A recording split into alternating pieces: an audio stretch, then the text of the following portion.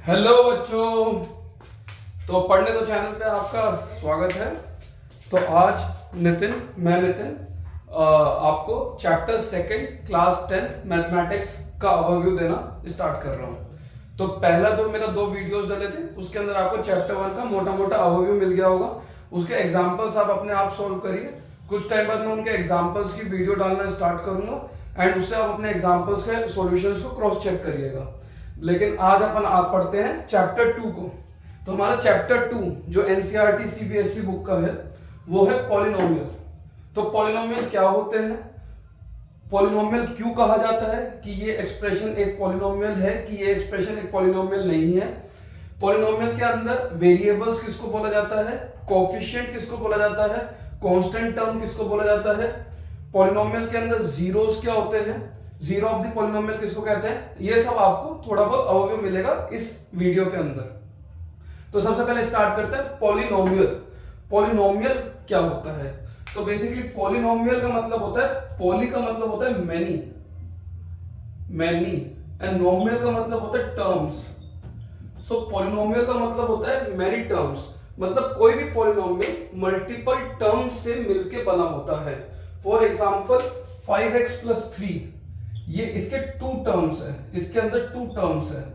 सो ये multiple terms से मिलके बना हुआ है। 6x² + 3x + 2 इसके अंदर 3 टर्म्स है। 4u⁸ 8 + 5u इसके अंदर 2 टर्म्स है। ठीक है, तो बच्चों ये सारे पॉलिनोमियल जो इसके लेफ्ट साइड में ये सारे पॉलिनोमियल्स है, बिकॉज ये मल्टीपल टर्म्स से बना हुआ है इसलिए इनको पॉलिनोमियल कहा जाता है।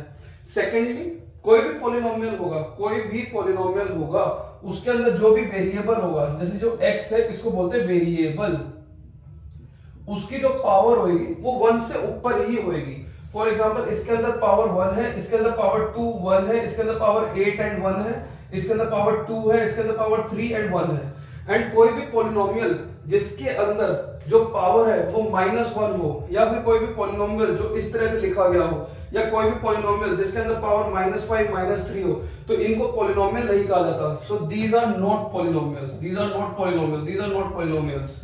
इनफैक्ट अगर आप खाली कांस्टेंट टर्म लिख दोगे 7 तो ये भी एक पॉलिनोमियल नहीं होगा, बिकॉज ये एक मैनी टर्म से नहीं बना हुआ, ये सिर्फ एक टर्म से बना हुआ, तो इसको बोला जाएगा कांस्टेंट।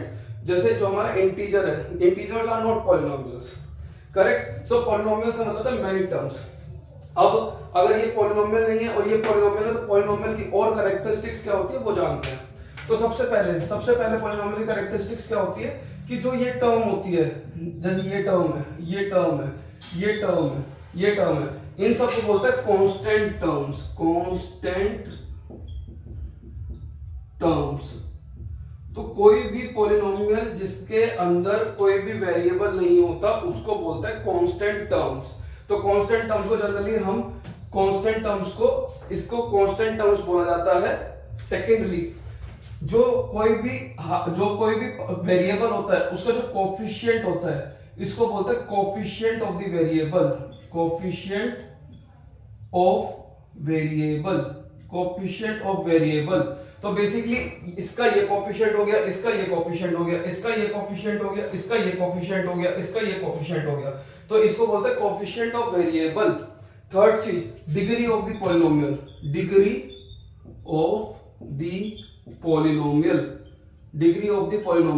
तो डिग्री ऑफ द पॉलिनोमियल उसको बोला जाता है जो भी हाईएस्ट डिग्री होती है उस पॉलिनोमियल के अंदर। फॉर एग्जांपल इसके अंदर हाईएस्ट डिग्री 1 है, बिकॉज x⁴ 1 एक हाईएस्ट है इसके अंदर, तो इसको बोलते हैं 1 डिग्री पॉलिनोमियल। इसको बोलेंगे 2 डिग्री पॉलिनोमियल, इसको बोलेंगे 8 डिग्री पॉलिनोमियल।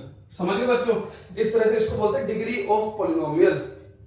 अब एक चीज और आता है जो बहुत इंपॉर्टेंट है, डिग्री ऑफ पॉलिनोमियल हो गया, कांस्टेंट टर्म हो गया, कोफिशिएंट किसको कहते हैं वो बोल दिया गया। अब हम आते हैं कि पॉलिनोमियल लीनियर कब माना जाता है, पॉलिनोमियल क्वाड्रेटिक कब माना जाता है, पॉलिनोमियल क्यूबिक कब माना जाता है, बिकॉज ये 3 चीजें जो आपको समझनी बहुत जरूरी है। तो अगर अपनी डिग्री ऑफ पॉलिनोमियल 1 होती है, इसको हम पहले ग्रेड कर देते हैं ताकि आपको मैं इधर समझा पाऊं। तो अगर आपकी डिग्री ऑफ पॉलिनोमियल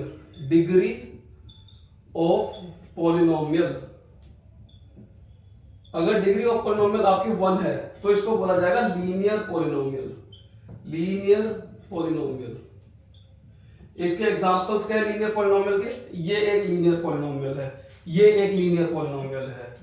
अगर आपकी पॉलिनोमियल की जो डिग्री है, डिग्री ऑफ पॉलिनोमियल, अगर ये आपकी डिग्री ऑफ पॉलिनोमियल 2 है तो इसको बोला जाएगा क्वाड्रेटिक पॉलिनोमियल, क्वाड्रेटिक पॉलिनोमियल। सो ये आपका क्वाड्रेटिक पॉलिनोमियल है, ये आपका क्वाड्रेटिक पॉलिनोमियल है। अगर आपका डिग्री ऑफ पॉलिनोमियल 3 है तो इसको बोला जाएगा क्यूबिक पॉलिनोमियल। देखो डिग्री ऑफ पॉलिनोमियल, इस पॉलिनोमियल की डिग्री 3 है तो ये पॉलिनोमियल जो है ये है क्यूबिक पॉलिनोमियल। समझ गए बच्चों? लीनियर पॉलिनोमियल किसको कहते हैं, क्वाड्रेटिक पॉलिनोमियल किसको कहते हैं, एंड क्यूबिक पॉलिनोमियल किसको कहते हैं। ऑल्सो एक चीज देखिए, जो भी पॉलिनोमियल होता है उसको आपका लिखने का एक तरीका होता है। कोई भी पॉलिनोमियल आपका एक लिखने का तरीका होता है, एंड वो लिखने का तरीका क्या होता है कि वो हमेशा ना उसके अंदर डिग्रीज कम हो रही होती है। जो भी वेरिएबल होता है उसकी डिग्रीज कम हो रही होती है जैसे जैसे आगे चलते हैं। फॉर एग्जाम्पल इसके अंदर देखो आपकी डिग्री 1 थी, फिर डिग्री 0 हो गई तो 1 से 0 जा रही है डिग्री। इधर आपको देखो 2 थी, फिर 1 थी, फिर 0 हो गई तो 2 से 0 जा रही है। इधर 8 थी, फिर 1 थी तो 8 से 1 जा रही है।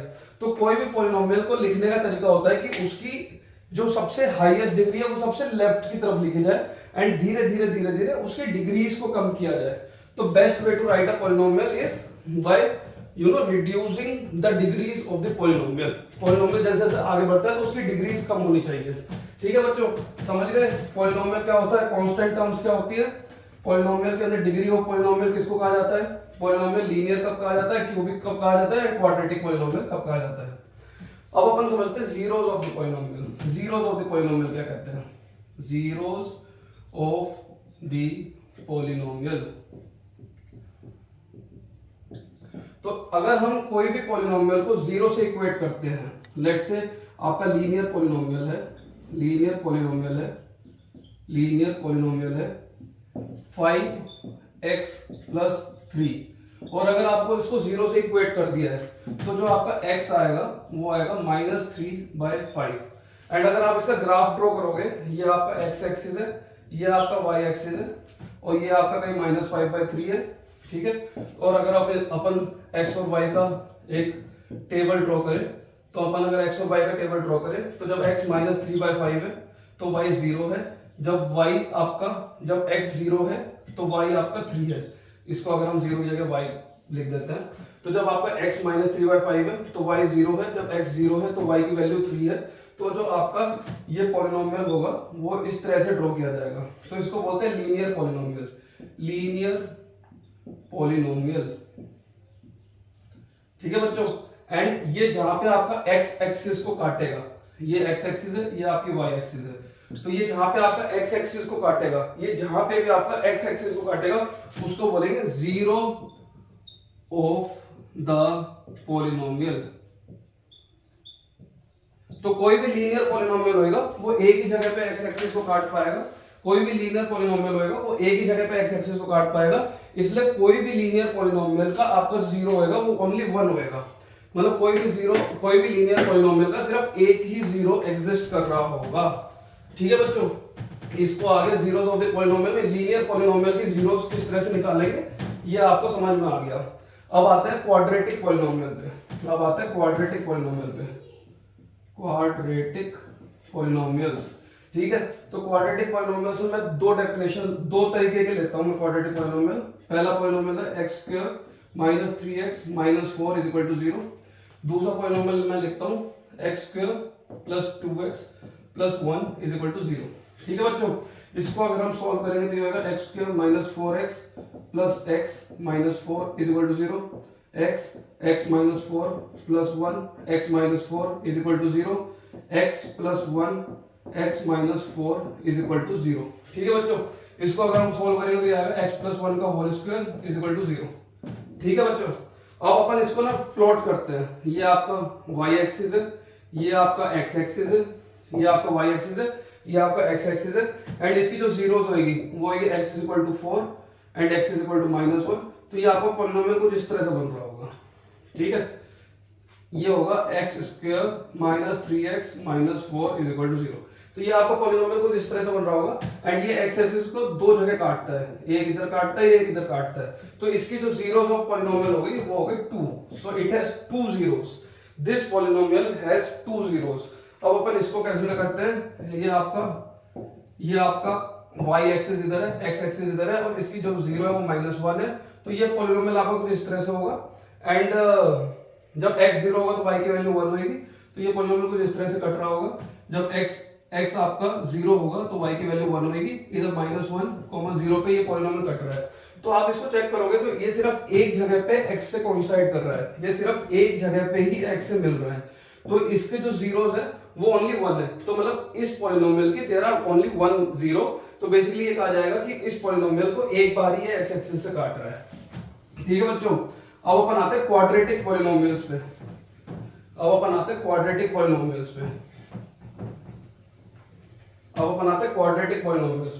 तो क्वाड्रेटिक पॉलिनोमियल, लेट्स से आपका क्वाड्रेटिक पॉलिनोमियल है x³ - x = 0। तो ये होगा x² - 1 = 0। ठीक है बच्चों, तो ये आपका इस तरह से होगा। ये आपका y एक्सिस है, ये आपका x एक्सिस है। ठीक है, इसकी एक तो जो 0 होगी x² - 1 = 0। तो इसको अगर हम और तोड़ेंगे तो इसको लिखेंगे x² - 1 = 0। इसको और तोड़ेंगे तो ये होगा x + 1 x - 1 = 0। ठीक है बच्चों, तो एक तो इसकी 0 होगी, 0 इधर 0,0 पे, अगर x 0 होगा तो y 0 होगा।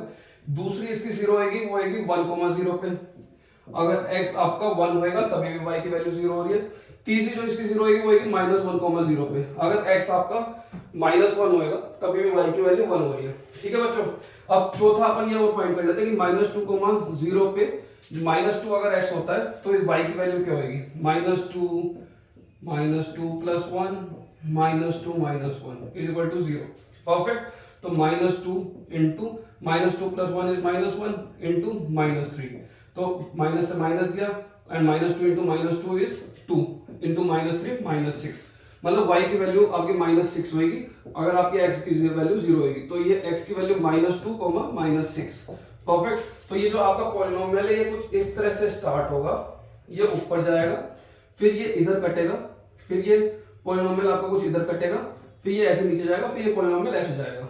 ठीक है बच्चों, तो इसकी जो वैल्यूज है, इसकी जो रूट्स है, एक तो इधर कट रहा है x एक्सिस पे, एक इधर कट रहा है x एक्सिस पे, एक इधर कट रहा है x एक्सिस पे। तो इसकी जो क्वाड्रेटिक पॉलिनोमियल की जो रूट्स होएगी वो आपकी 3 है। क्वाड्रेटिक पॉलिनोमियल की जो इसमें जीरोस है वो आपकी 3 जीरोस है। ठीक है बच्चों, समझ गए, इसकी 3 जीरो हो सकती है। ठीक है, कोई भी क्यूबिक पॉलिनोमियल की आपकी 3 जीरोस पॉसिबल है, 1 2 3, इधर 3 जीरोस कोई भी क्यूबिक पॉलिनोमियल की पॉसिबल है। ठीक है बच्चों, अब अपन आते हैं कि क्वाड्रेटिक पॉलिनोमियल का ग्राफ किस तरह से बनेगा। तो कोई भी क्वाड्रेटिक पॉलिनोमियल का ग्राफ बनने के क्या तरीका है।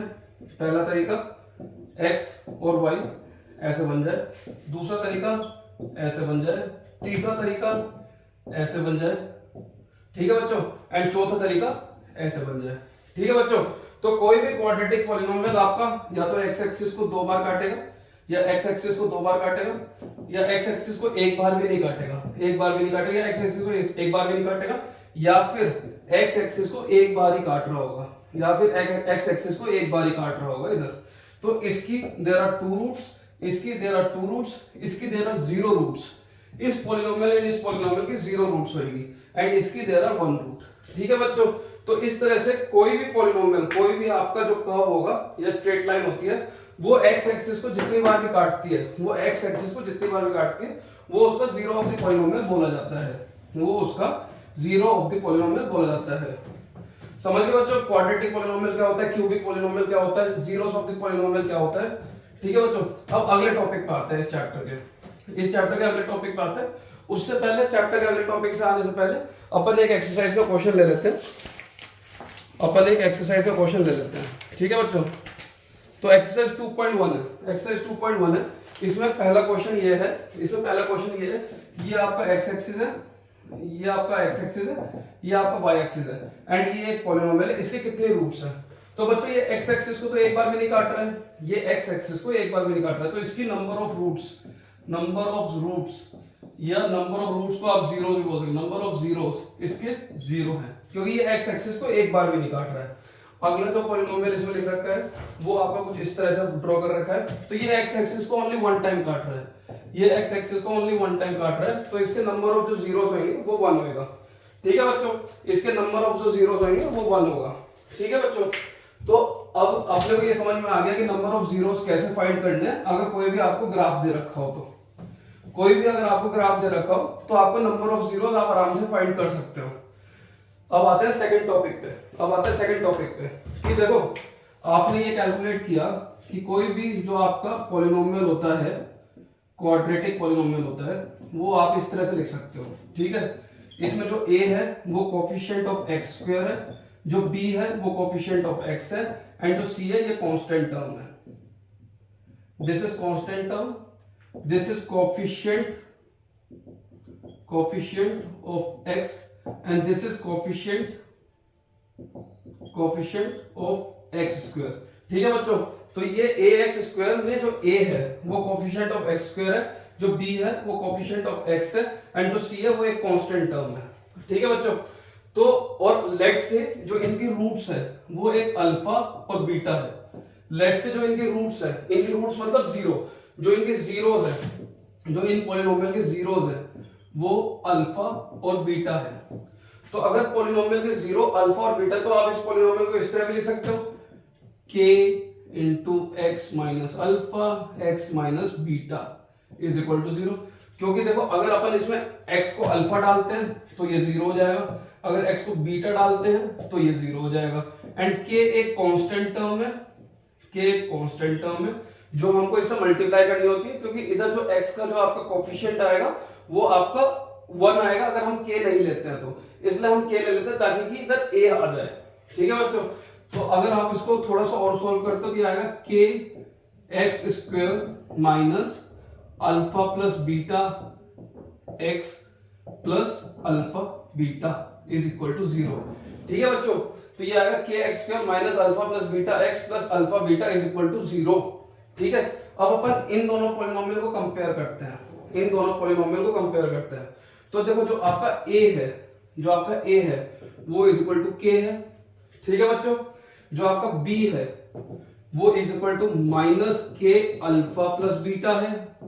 ठीक है, और जो आपका c है वो k into alpha plus alpha beta है। ठीक है बच्चों, जो a है उसकी वैल्यू तो k के बराबर आ रही है, जो b है उसकी वैल्यू माइनस के अल्फा प्लस बीटा आ रही है, और जो c है उसकी वैल्यू k अल्फा बीटा आ रही है। तो अगर अपन को अल्फा प्लस बीटा निकालना है, अगर अपने को अल्फा प्लस बीटा निकालना है तो इस k को इधर लेके जाओ, ये हो जाएगा आपका माइनस b बाय k। ठीक है, अब जो k की वैल्यू है वो तो a है, तो अल्फा प्लस बीटा हो जाएगा माइनस b बाय a। ठीक है बच्चों, तो आपका जो अल्फा प्लस बीटा है वो माइनस b बाय a हो गया है। तो इधर जो b है वो आपका कोफिशिएंट ऑफ x है, जो b है वो आपका माइनस कोफिशिएंट ऑफ x आ गया है। ठीक है बच्चों, एंड जो a है इधर वो आपका कोफिशिएंट ऑफ x स्क्वायर है divided by coefficient of x square. ठीक है बच्चों, और जो अपन की अल्फा बीटा की वैल्यू है, जो अपन की अल्फा बीटा की वैल्यू है वो होगी c by k which is equal to c by a। ठीक है बच्चों, क्योंकि k की वैल्यू a है। ठीक है, तो जो c है वो कांस्टेंट टर्म है, कांस्टेंट टर्म। ठीक है बच्चों, एंड जो a है, जो a है वो कोफिशिएंट ऑफ x स्क्वायर है, वो कोफिशिएंट ऑफ x स्क्वायर है। ठीक है बच्चों, तो इधर से हमारा एक रिलेशन आता है कि sum of roots of the polynomial, sum of roots of the polynomial is equal to minus b by a, which is minus of coefficient of x divided by coefficient of x square, and product of the roots of quadratic polynomial, product of the root alpha beta है is equal to constant term divided by coefficient of the x square। तो बच्चों इसको आपको याद करना है, इसको and इसको, ये वाला चीज को आपको याद करना है, बिकॉज ये बहुत जरूरी इक्वेशन है जो आपको बहुत जगह पे काम आएगी। तो आपको ये वाले इक्वेशन को याद करना है। ठीक है बच्चों,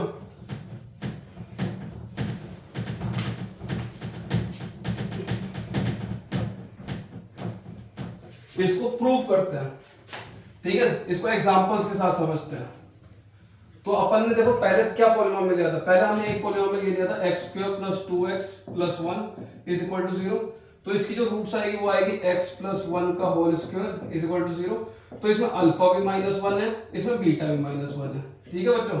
अब देखो sum of the roots, sum of roots ये होगा alpha plus beta which is equal to -2 which is equal to minus of coefficient of x जो कि 2 है divided by coefficient of x square जो कि 1 है, तो बराबर आ गया। अब product of roots which is equal to alpha beta which is equal to -1 into -1 is equal to 1 which is equal to constant term divided by coefficient of x square which is equal to coefficient constant term तो 1 है, constant term का x square coefficient भी 1 है, तो 1/1 is equal to 1।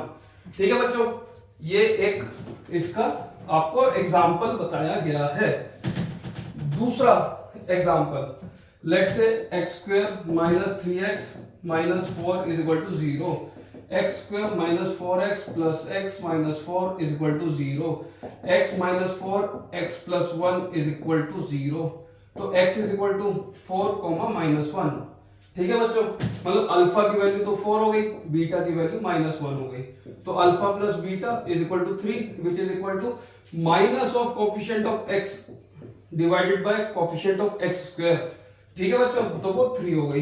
And alpha beta is equal to constant term divide by coefficient of x square.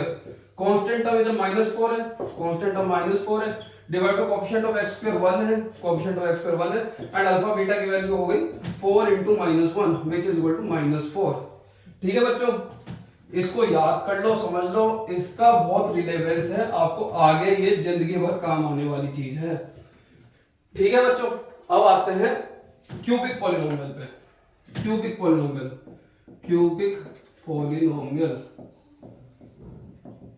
तो कोई भी cubic polynomial है उसको आप लिखते हो ax³ + bx² + cx + d = 0, या फिर उसको आप इस तरह से भी लिख सकते हो k × x - alpha x - beta x - gamma = 0।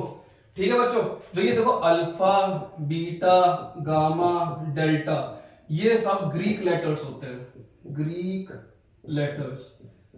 ठीक है, एंड इसको हम जनरली रूट्स के लिए यूज करते हैं।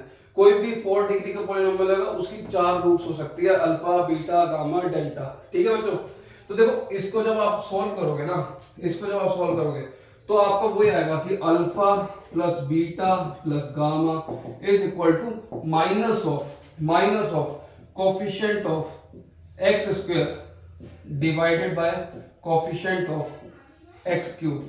तो देखो जब आपका ना प्लस हो रहा होता है, अल्फा बीटा गामा जब ये प्लस हो रहा होता है, तो भाई जो अपना 3 डिग्री का पॉलिनोमियल है उसके अगली डिग्री को तो माइनस में लिख दो, -b लिख दो, divide by coefficient of x³ लिख दो, -b/a। ठीक है, अब इसमें एक चीज और आती है, जब हम दो को लेते हैं, alpha beta plus beta gamma plus gamma delta, वो गामा अल्फा, अगर हम दो को लेते हैं तो ये होएगा। अब देखो पहले में तो alpha plus beta plus gamma में तो अपने माइनस कर दिया, अब अपन प्लस कर देते हैं, तो coefficient of x divided by coefficient of x³ which is equal to c/a। ठीक है बच्चों, और अब इन तीनों का प्रोडक्ट क्या होगा, अल्फा बीटा गामा का प्रोडक्ट होगा माइनस। अब देखो इधर पहले माइनस था, फिर प्लस हो गया, फिर दोबारा माइनस हो गया, तो minus of coefficient of constant term divided by coefficient of x³ which is equal to -d/a। ठीक है बच्चों, तो alpha plus beta plus gamma होगा -d/a, alpha beta plus beta gamma plus gamma delta होगा c/a, and alpha beta gamma होगा आपका -d/a। ठीक है, तो मैं इधर थोड़ा विश्राम देता हूं, इधर मैं थोड़ा रुकता हूं, आपको समझ में आ गया इसमें कि पॉलिनोमियल्स क्या होते हैं, टाइप ऑफ पॉलिनोमियल समझ में आ गया आपको, जो आपको पढ़ने linear, quadratic, cubic, type of polynomial हम समझ में आ गया, जीरोस ऑफ द पॉलिनोमियल समझ में आ गया, and relation in zeros of the polynomial समझ में आ गया। ठीक है, तो अपन अब इधर रुकते हैं। आप इस चीज को भी अपने नोट्स में लिख दो, alpha plus beta plus gamma ये होता है, अल्फा बीटा ये होता है, एंड अल्फा बीटा गामा ये होता है। इसको अपने नोट्स में लिख लो, इसको मेमोराइज कर लो। मेमोराइज नहीं हो पा रहा है आपसे तो इसको सॉल्व कर दो, इसको सॉल्व करके भी हो जाएगा। ये भी नहीं हो पा रहा है तो अभी आगे थोड़ा मल्टीप्लीकेशन ऑफ पॉलिनोमियल सीखेंगे, तब आप इसको आराम से सॉल्व कर लोगे। ठीक है बच्चों, तो अपन आप आगे मिलते हैं। नेक्स्ट जो इसका पार्ट है वो मैं कल अपलोड करूंगा। तो अभी आप पॉलिनोमियल के बारे में फर्स्ट पार्ट इधर कंप्लीट होता है। मेरा चैनल को प्लीज सब्सक्राइब कर लो एंड अपने दोस्तों के साथ शेयर करो, एंड एक बेल आइकन भी दबा दो ताकि कि आपके पास कोई भी एग्जिस्टिंग अपडेट रहती है मेरे चैनल की तो वो आपको मिलती रहे। चलो, थैंक यू एंड होप आप अच्छा पढ़ो, अच्छा खाओ, अच्छा सो। Thank you.